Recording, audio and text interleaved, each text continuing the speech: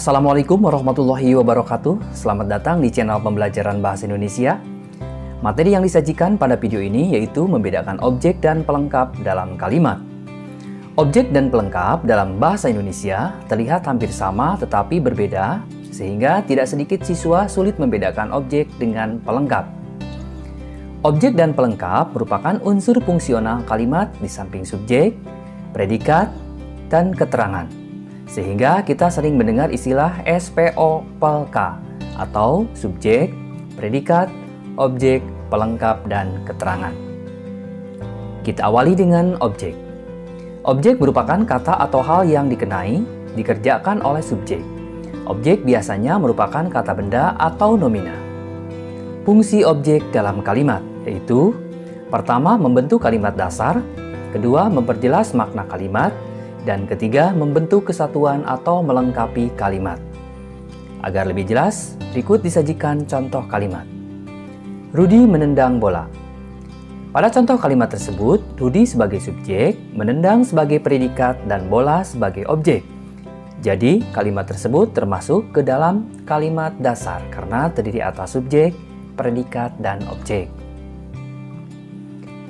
Jika kata bola dihilangkan, maka maknanya tidak jelas dan kabur, sehingga tidak jelas apa yang dilakukan oleh Rudi.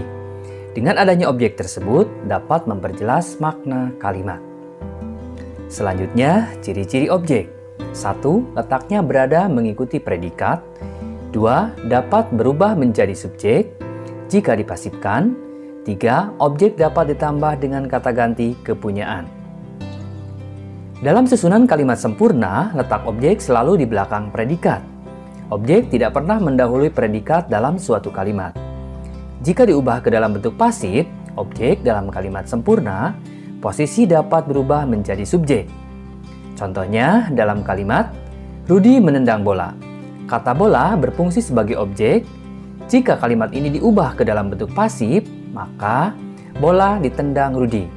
Di sini kata bola tidak lagi menempati fungsi objek tetapi menjadi subjek. Selanjutnya, objek dalam suatu kalimat biasanya berbentuk nomina atau prasanomina. Sehingga objek dapat ditambahkan dengan kata ganti kepunyaan. Misalnya ku, mu, dan nya. Contoh dalam kalimat, Reni meminjam buku ceritaku. Buku ceritaku merupakan prasanomina yang mendapatkan tambahan kata ganti kepunyaan yaitu ku. Berikutnya, pelengkap. Pelengkap atau sering juga disebut dengan komplement. Secara gramatikal diartikan sebagai kata atau frasa yang fungsinya untuk melengkapi kalimat. Pelengkap atau objek memiliki banyak kesamaan ciri-ciri. Oleh karena itu, banyak yang sulit membedakan keduanya. Pelengkap dalam kalimat berfungsi 1. Membentuk berbagai kalimat seperti kalimat dasar, kalimat tunggal, kalimat luas, atau majemuk. 2. Memberikan penegasan pada makna kalimat. Dan yang ketiga, membentuk kesatuan pikiran. Ciri-ciri pelengkap. 1. Pelengkap tidak bisa diubah menjadi subjek. 2. Posisinya ada di belakang predikat. Ciri-ciri pelengkap ini yang membedakannya dengan objek kalimat, yakni pelengkap tidak bisa diubah menjadi subjek meskipun kalimatnya menjadi pasif. Contoh, Yuni membelikan adiknya boneka.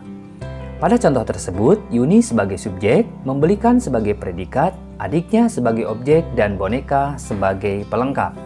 Kalimat tersebut dapat diubah menjadi kalimat pasif atau bentuk pasif. Adiknya dibelikan Yuni boneka. Kata adiknya berubah menjadi subjek, dibelikan sebagai predikat, Yuni sebagai objek, dan boneka masih tetap berfungsi sebagai pelengkap. Ciri kedua yaitu pelengkap berada di belakang predikat. Ciri-ciri pelengkap yang kedua ini mirip dengan ciri-ciri objek dalam kalimat. Hal ini sulit dibedakan jika objek dan predikatnya sama-sama berbentuk nomina. Akan tetapi, cara membedakannya cukup mudah, yakni dengan melihat nomina mana yang bisa dijadikan subjek jika diubah menjadi kalimat pasif. Jika nomina tersebut bisa menjadi subjek, maka kata tersebut adalah objek. Dan jika tidak dapat diubah, berarti pelengkap. Nah, itu tadi penjelasan perbedaan objek dan pelengkap. Mudah-mudahan bermanfaat. Terima kasih. Wassalamualaikum warahmatullahi wabarakatuh.